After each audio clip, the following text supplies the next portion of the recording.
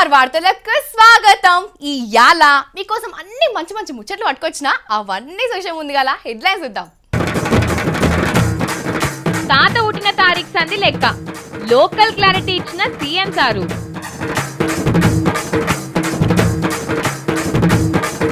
తెలంగాణ బిడ్డకు బంతిపూల దండ పివి నరసింహారావుకు సర్కార్ శనార్థి.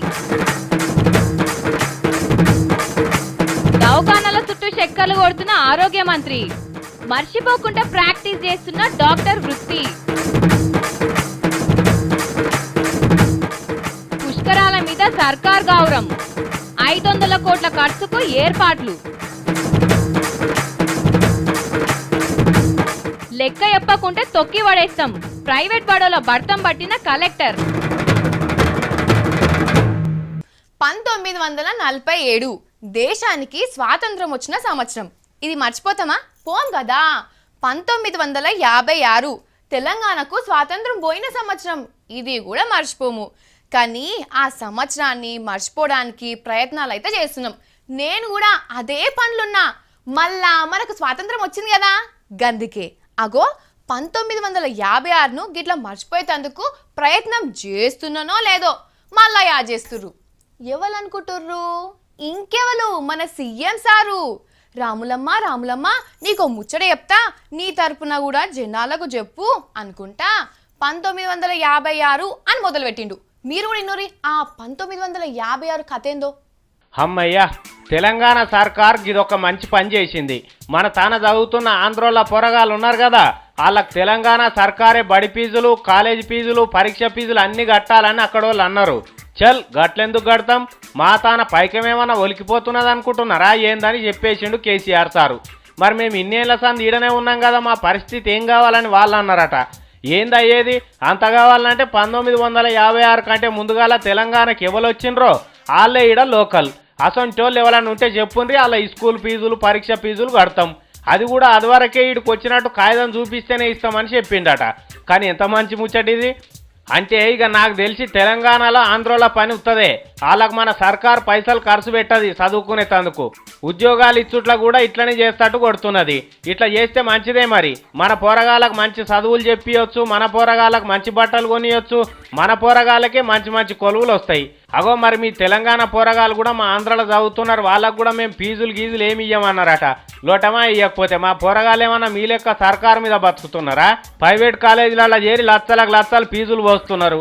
మీరు కాదంటే మా వాళ్ళకు కూడా మేమే చదివిపించుకుంటాం అన్నాడట. మంచిగా లేదు సర్కారు పని.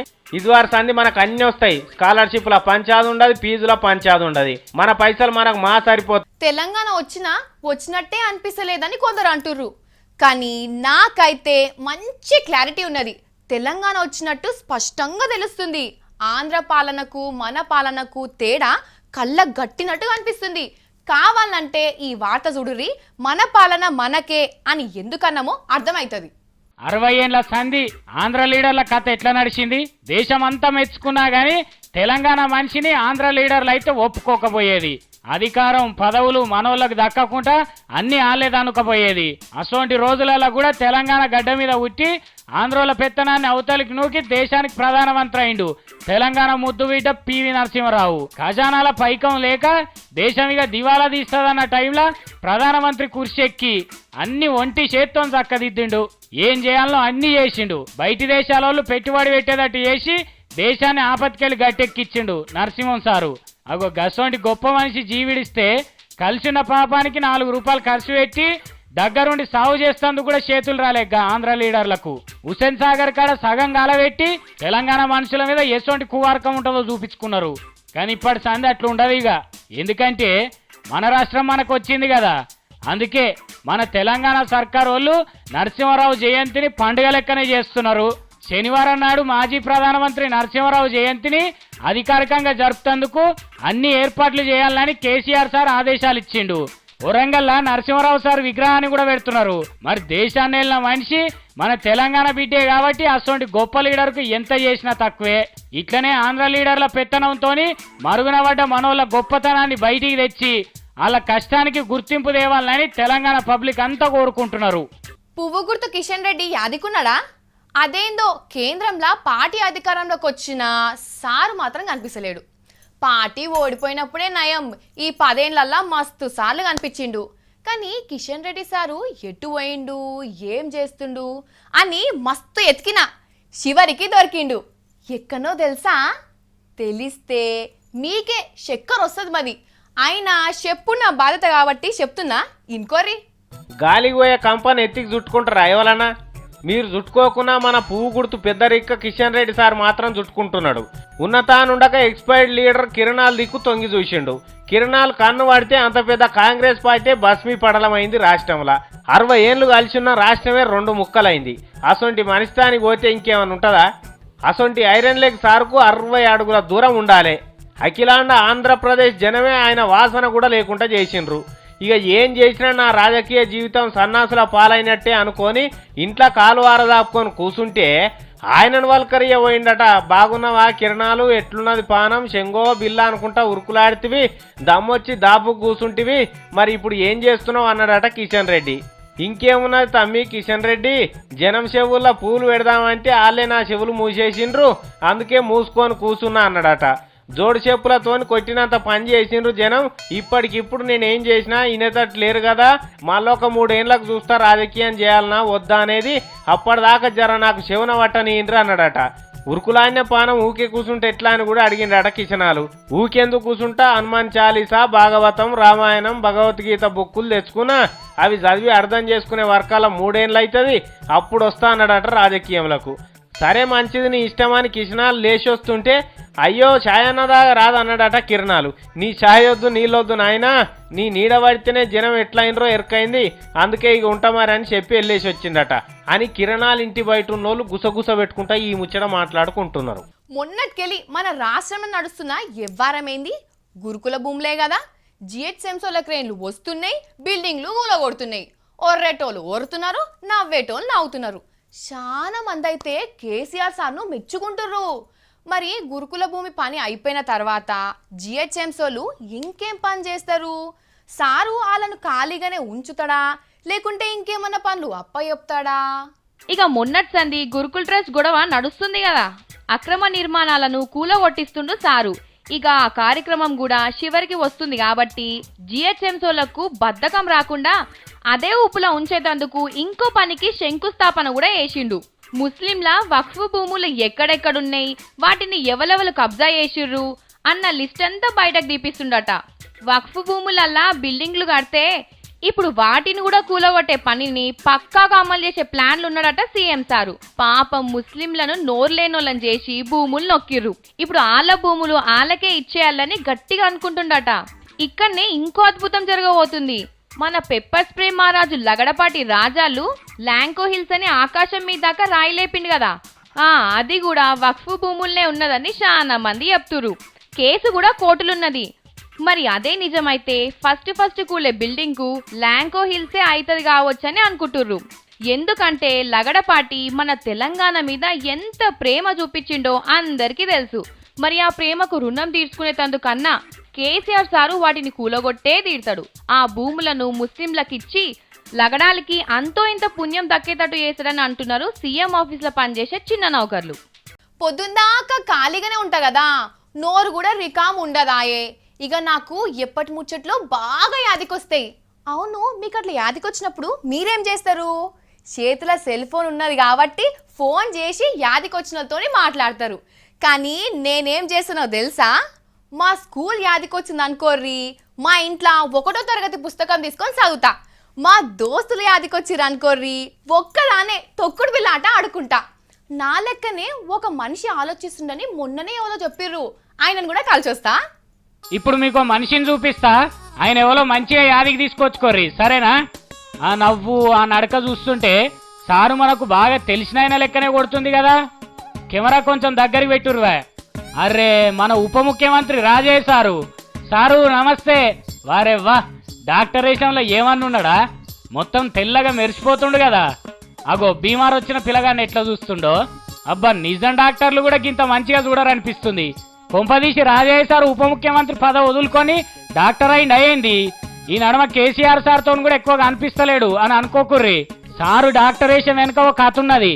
రాజయ్య సారు రాజకీయాలకు రాక మునుపు వరంగల్లో పెద్ద డాక్టర్ అట. సార్ చేతితో సూది మందులు ఇస్తే బీమార్లన్నీ పోయేటట. ఆఖరికి సర్ది కూడా 4 రోజులకే పారిపోయేదట. గంత మంచి పేరుండే సార్కు. ఇక సారు రాజకీయంలోకి వచ్చిన తర్వాత తెల్లకోటి ఇడిచి కాటన్ బట్టలు వేసుకున్నాడు కదా. ఇప్పుడు ఉప ముఖ్యమంత్రి కూడా అయిండు. నేను పనిచేసిన దవాఖానాలు ఎట్లున్నాయి, నేను ఆ మంత్రినే అయితిని, మరి నాతో పనిచేసిన వాళ్ళు ఏమైర్రు అని పానం కొట్టుకుంటే ఎంజిఎం ఆసుపత్రిలోకి పోయిండు. ఇక అక్కడ ఉన్న ఆయన పాత దోస్తులు సార్ నాగబట్టి ఇగో గిట్ల డాక్టర్ని చేసి పడేసిర్రు. అదేందో గాని మెడలో స్టెథోస్కోప్ తగిలించుకుంటూనే పునర్జన్మలు యాదికి వచ్చినట్టు గిట్లా చేస్తుండనుకోరాదుర్రి. ఇదే ఊపుల ఆపరేషన్లు కూడా చేయబోయిందట గాని కష్టం ఎందుకని అక్కడ వాళ్ళు బలివీటికి ఆపిర్రట సార్ను. రాజయ్య సార్కు పాత జ్ఞాపకాలు యాదికొచ్చినప్పుడల్లా రోజు ఇట్లా కంటికి కనిపించిన హాస్పిటల్లో పోయి సూదులు మందులు రాసిస్తుండట.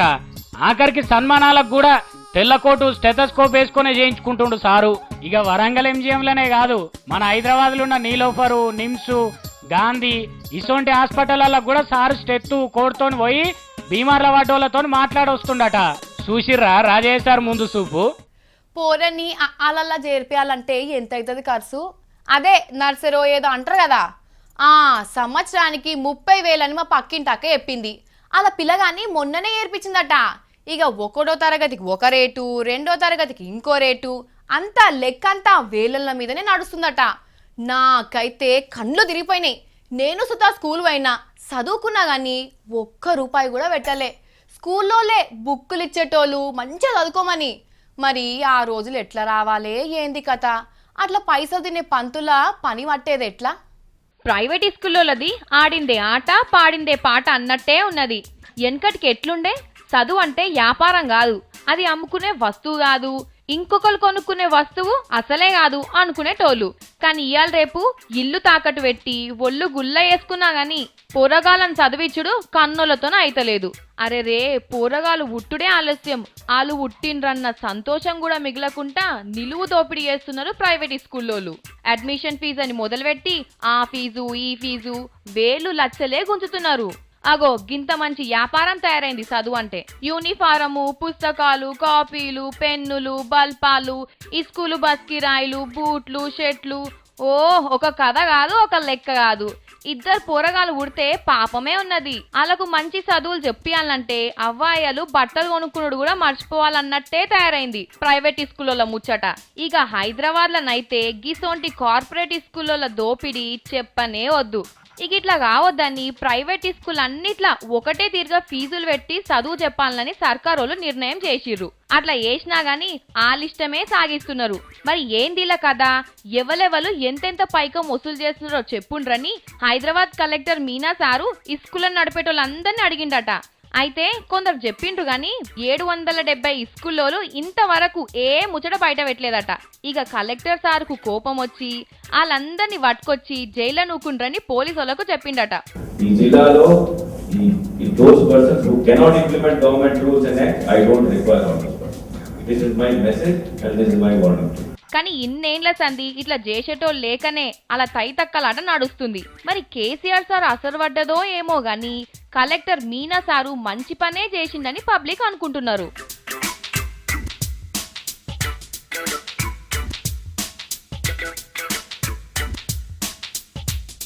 వేదంలా ఘోషించే గోదావరి, అమరధామంలా శోభిల్లే రాజమహేంద్రి. అవును, గోదావరి ఎక్కడున్నది? మన ఆదిలాబాద్ జిల్లాలోనే ఉంది కదా. మరి ఇప్పుడు నేను వాడిన పాటలా రాజమహేంద్రి అని వచ్చిందేంది? అంటే రాజమండ్రిలున్న గోదావరి, మన తన పారే గోదావరి రెండు వేరువేరా? లేకుంటే బాలసుబ్రహ్మణ్యం పాట తప్పు వాడిండా? లేకుంటే గోదావరి అంటే ఇంకోటి ఏదైనా ఉన్నదా? గోదావరి అట ఇటా? పుష్కరాలు వస్తున్నాయిగా. గోదావరి పుష్కరాలు అనగానే పిల్ల జల్ల అందరూ మూట ముళ్ళ చదువుకొని ఆంధ్ర రైలు ఎక్కి రాజమండ్రిలో దిగుతుండే తెలంగాణ జనం.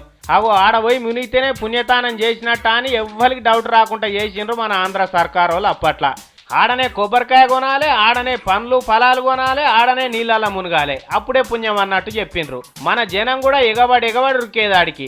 మరి గోదావరి నది మన ఆదిలాబాద్ జిల్లాలకెళ్ళే పోతున్నది, కరీంనగర్ మీదకెళ్ళే దుంకుతున్నది. ఇవి కూడా గోదావరి నీళ్ళే కదా, ఈడ కూడా పుణ్యక్షేత్రాలు ఉన్నాయి కదా, ఈడ మునిగితే పుణ్యం రాదా? కానీ రాదన్నట్టే చేసిరు.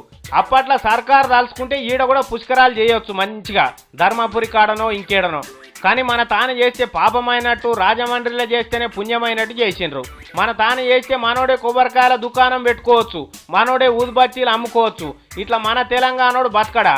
రాజమండ్రికి ఎందుకు పోవాలి? అందుకే మన సర్కారు ఇప్పుడు ఆలోచన చేస్తున్నది, మళ్ళొచ్చే ఏడాది ఇదే యాల గోదావరి పుష్కరాలు ఉన్నాయి కాబట్టి ఆంధ్రోళ్ళ వాసన కూడా తలగకుండా మన గోదావరి నదిలో మనమే మునుగుదాం, మన పుష్కరాల పండుగ మనమే చేసుకుందాం, మన పైసలు మనకే ఖర్చు పెట్టుకుందామని కేసీఆర్ సార్ ఇదివరకే చెప్పిండు. చూసినరా 500 కోట్ల రూపాయలు ఖర్చు పెట్టి పుష్కరాలు చేస్తా అంటున్నాడు. మీరు కూడా ఇదివరకు సంది మన తానికి వెళ్ళే పోతే తాజా నీళ్ళలోనే మునగాలే. ఇప్పుడు రాజమండ్రి మన రాష్ట్రం కాదు, మన లెక్క కాదు. మంది జాగలో పోయి మనం ఎందుకు మునగాలి, ఆడెందుకు ఖర్చు పెట్టాలి అనుకుంటున్నారు పబ్లిక్ కూడా. చూడాలి మరి కేసీఆర్ సార్ ఎంత మంచిగా చేస్తాడో ఈ పండుగ. టీవీలో ఎక్కువ చూస్తే కండ్లు ఖరాబ్ అవుతాయి. కొద్దిసేపు మంచి సినిమానో మంచి ప్రోగ్రామో సీరియలో చూడాలి, ఆ తర్వాత బంద్ చేయాలి. కానీ పొద్దున్న దాకా ఎల్లయ్య పుల్లయ్య లొల్లి చూసుకుంటుంటే దిమాగ్ ఖరాబ్ అవుతుంది. ఆగురి, ఈ నీతి వాక్యాలు నేను చెప్తలేను, కరెంట్ వాళ్ళు చెప్తురు. మనం టీవీలో చూసి చెడిపోతున్నామని అలా మనసుకు అనిపించిందట. అందుకే మనల్ని కాపాడేటందుకు కంకణం కూడా కట్టుకుర్రు. మరి మనల్ని ఎట్లా కాపాడుతుర్రో? ఆనరాకడ పానం పోకడ ఎవ్వరికి తెలియదని ఇదివరకు అనుకునేటోళ్ళు, కానీ ఇప్పుడు ఆ మాట మార్చుకొని కరెంటు రాకడ కరెంటు పోకడ ఎవ్వరికి తెలియదని అనుకోవాలి. అగో గట్ల తయారైంది కరెంటు ముచ్చట. ఎన్ని గంటలు పోతుందో తెలియదు, ఎప్పుడు పోతుందో తెలియదు, మళ్ళీ ఎప్పుడు వస్తుందో తెలియదు. 3 గంటలే తీస్తున్నామంటారు, 6 గంటలు తీస్తారు. ఇక పట్నాల ముచ్చట ఇట్లుంటే పల్లెటూళ్ళ ముచ్చట చెప్పనే వద్దు. రాత్రి పగలు ఏం తేడా లేకుండా తయారైంది. పొద్దంతా కరెంటు జాడనే ఉండదు, పొద్దుమీకి జరంత సేపు బుగ్గలు వెలుగుతాయి. మళ్ళీ ఇట్లా దీని ఒరిగిర్రో లేదో అలా కన్నంటుకోగానే టక్కున బంద్ చేస్తారు. బయట వంటే దోమలు, ఇంట్లో వంటే కుంపట్లు పెట్టినట్టు ఉడకపోతా. ఇక కరెంటు మీద బతికేటోళ్ళ పని అయితే బజార్లో పడ్డట్టే అవుతున్నది. ఓ దిక్కు వానలు పడక కరెంటు లేక బోర్లు నడవక వ్యవసాయం కూడా ఆగమవుతున్నది. మరి ఏంది ఇట్లా అని అడిగితే మేమేం చేస్తాం, పైకెళ్ళి కరెంట్ వస్తలేదని కరెంట్ వాళ్ళు అంటారు. కరెంటు రాకున్నా కానీ బిల్లులు అయితే బరాబర్ వస్తాయి. ఇక ఎట్లా బయట పడతామో ఏందోనని అందరూ అనుకుంటున్నారు. కరెంటు తక్కువ పడకుండా చూస్తాము, బయటి రాష్ట్రాలలో కరెంటు కొంటున్నామని కేసీఆర్ సార్ హామీ ఇస్తున్నాడు. కానీ మరి అది ఎప్పటికి వస్తుందో, పబ్లిక్ తక్లీఫ్లు ఎన్నడు పోతాయో అర్థమైతలేదు. వరంగల్లో ఒక డాక్టర్ ఉన్నాడు. ఆ డాక్టర్ ఎట్లా ట్రీట్మెంట్ చేస్తారో తెలిస్తే మీకే కళ్ళు తిరుగుతాయి. ప్రపంచ ప్రఖ్యాతిగాంచిన డాక్టర్లల్లా ఆయన పేరు ముందు వరుసలో ఉండాలని అంటారు. ఎందుకంటే వైద్యశాస్త్రం చరిత్రల్నే ఆయన లెక్క వైద్యం ఎవ్వరు చేయలే. అసలు ట్రీట్మెంట్ గిట్లా కూడా చేయొచ్చా అని అమెరికా డాక్టర్లకే గుడ్లు తెలిసేటట్టు చేసిండు. అసొంటి డాక్టర్ను మీరు చూడాలి, చూసి సన్మానం చేయుర్రి. ముళ్ళును ముళ్ళుతోనే తీయాలి, పువ్వును పువ్వుతోనే కొయ్యాలని ఎవరో చెప్పంగా విన్నట్టున్నాడు వరంగల్ జిల్లాలో ఒక డాక్టరు. ఒక ఆయన పుసుక్కున్న నీళ్ళు అనుకొని పురుగుల మందు తాగిండట బాయికాడ. పానం నింపినట్టు కాగానే దవాఖానకి వేసుకొచ్చిండ్రాడు ఉన్నోళ్ళు. ముళ్ళును ముళ్ళుతోనే తీయాలి కాబట్టి పురుగుల మందును కూడా పురుగుల మందుతోటే ఓసి కక్కియాలనుకున్నాడట డాక్టరు. అనుకున్నది ఆలస్యమే లేదు, పురుగుల మందు తాగిన పేషెంట్కు రాయల్ స్టాక్ ఫుల్ బాటలు ఎక్కిచ్చిండట. ఎంట్రీన్కు రాయల్ స్టాక్ ఫుల్ బాటలకు పెద్ద తేడా ఏముండదు, 2 పురుగుల మందులు ఎక్కనే ఉంటాయి. ఆయనతో దాపిచ్చే వరకల్లా 2 మిక్స్ అయిపోయి పోరడు ఆయపాయ అయ్యిండట. వెంటనే ఆ బద్మాష్ డాక్టరే ఏం చెప్పిండట, నా తాన వటేతట్లేడు, పెద్ద దవాఖానకి వేసుకపోయిండ్రని తోలిండట. అంతే నా పెద్ద మనిషి. ఎవరిదేమన్నారు ఫుల్ బాటలు? ఒకటి విస్కీ బాటిల్ ఫుల్ బాటిల్ తెమ్మన్నాడు, తీసుకొచ్చి ఇచ్చింది. డాక్టర్ గారు చెప్పిండు. ఏ బ్రాండ్ తెమ్మన్నాడు?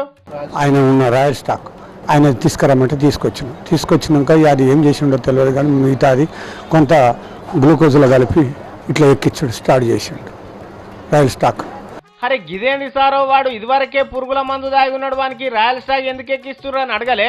రాయల్ స్టాక్ అని ఎందుకంటే మీకేమనకండి వైద్యం, మీరు సపోర్ట్గా కూర్చోండి అని అన్నాడు. వేరే డాక్టరు చెప్పిండు అని తీసుకొచ్చిండు అని ఎక్కించిండు. ఎందుకంటే ఇదేం వైద్యం అని అంటే మీకు తెలియదు అని అనుకొచ్చినాక తెల్లారి ఒక 3 రోజులు అయినాక పసకలు అయినాయి. చూడుండ్రిగా ఎట్లున్నదా ముచ్చట. వాడు డాక్టరా తాగుబోతుగాడా? పానం బాగలేనోనికి పులిబాటలు దాపుతాడు. ఏడ నేర్చుకున్నాడు సన్నాసులలో చదువు. వీని తానికి మందుగా కీమని పోతే పసకలంట కట్టిండు. ఇక వాడిని తీసుకొని పెద్ద ఆసుపత్రికి పోతే 10 లక్షలైనాయట వాని చేతదాలుగా వాడ.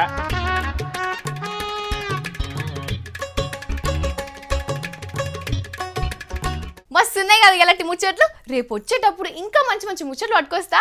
మీరు మాత్రం చూస్తూనే ఉండండి V6. నమస్తే.